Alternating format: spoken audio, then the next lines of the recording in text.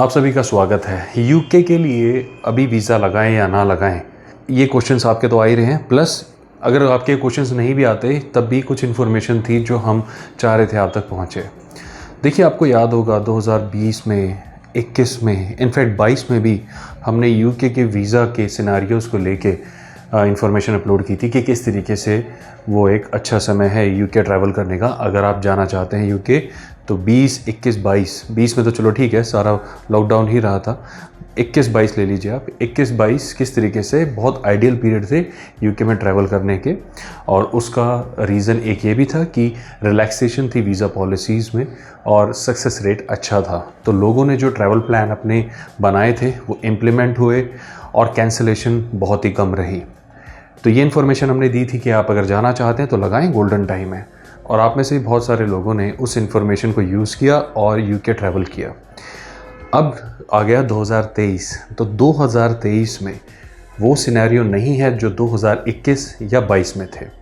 तो अगर आप यूके वीज़ा लगाने वाले हैं तो इस वीडियो को एंड तक देखें।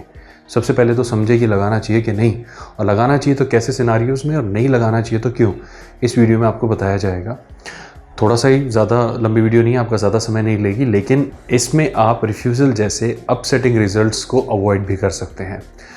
तो सबसे पहले तो ये है कि अगर आपकी प्रोफाइल एक, आप खुद जानते हैं, एवरेज प्रोफाइल है, यानी आपकी एवरेज सैलरी है लाइक 40 से 60 के बीच में, आपकी इक्का दुक्का कंट्रीज़ का ट्रैवल हिस्ट्री है, आप कोई ख़ास प्रॉपर्टी नहीं है, कोई अलग से इन्वेस्टमेंट नहीं है, फैमिली टाइज भी स्ट्रॉन्ग नहीं है, तो यूके आपके लिए मैं एडवाइस नहीं करूँगा। देखिए, हो सकता है ऐसे तो फ्रेश पासपोर्ट में अभी भी वीज़ा कोई ना कोई लग जाएगा, ऐसी बात नहीं है, लेकिन सिनेरियोज़ को कैलकुलेट करते हुए टेंडेंसीज़ किसके ज़्यादा फेवर में है वही हम आपको बता रहे हैं। तो एवरेज प्रोफाइल या इसके आसपास की प्रोफाइल अगर आपकी है तो यूके अवॉइड करें। अगर आपकी प्रोफाइल में अच्छी ट्रैवल हिस्ट्री है, यानी किसी ऐसी कंट्री की भी ट्रैवल हिस्ट्री है जिसमें लोग अक्सर डिफ़ॉल्ट कर जाते हैं, जैसे कोरिया, जापान, शेंगन का, या यूएस, कनाडा, ऑस्ट्रेलिया, न्यूजीलैंड का, तो ऐसे केस में आप यूके अप्लाई कर सकते हैं, बशर्ते आपकी जो सैलरी है वो ठीक ठाक आ रही है, यानी 40-60 की ब्रैकेट में है, तो भी मिनिमम इतनी सैलरी मैं एडवाइस करूंगा। बाकी सैलरीज 2023 के हिसाब से और चेंज हुई हैं, वो अलग इन्फॉर्मेशन वो अलग वीडियो में डिस्कस करेंगे। तो 50-60,000 की अगर आपकी रेगुलर सैलरी भी है तो भी आप अप्लाई कर सकते हैं, अगर आपकी ट्रैवल हिस्ट्री में कोई ऐसी कंट्री है जहाँ से आप वापस आए हैं, जहाँ पर लोग कभी कभी डिफ़ॉल्ट भी कर जाते हैं।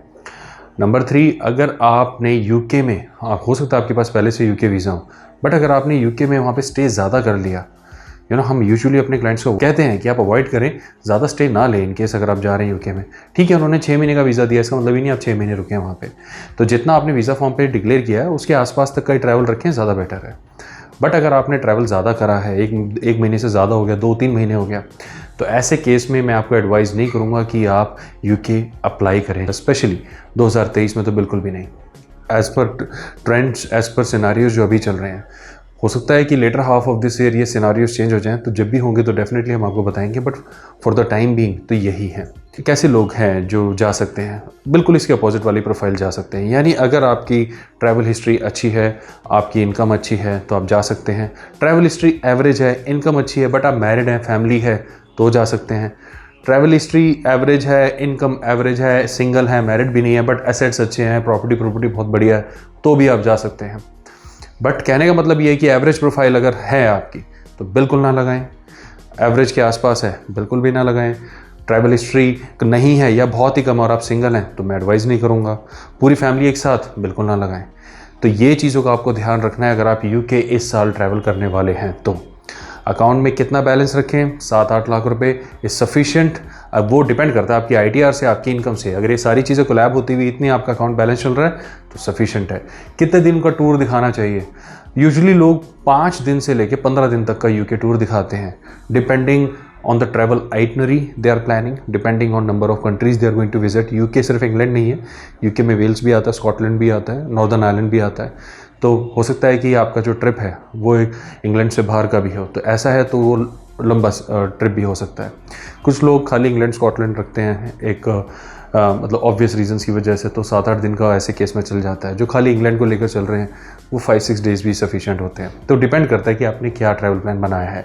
It should be very practical. Travel itinerary आपकी बहुत अच्छी होनी चाहिए।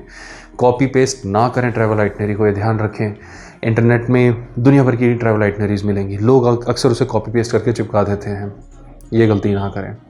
ट्रैवल आइटनरीज जो होती हैं वो चेंज होती हैं, वो सीज़न के साथ चेंज होती है, वेदर के साथ चेंज होती हैं, ड्यूरेशंस उनकी प्लस माइनस होती रहती है। तो आपको सारी चीज़ें पता होनी चाहिए।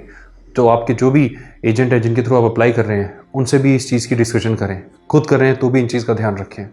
होटल्स और फ्लाइट्स आपको पता ही है, फ्लाइट्स बेटर है कि अगर आप डायरेक्ट फ़्लाइट लें, और अगर वाई फ्लाइट ले रहे तो ऐसी कंट्रीज़ के लिए जहाँ पे ट्रांजिट वीज़ा का ड्रामा ना हो, बेटर है।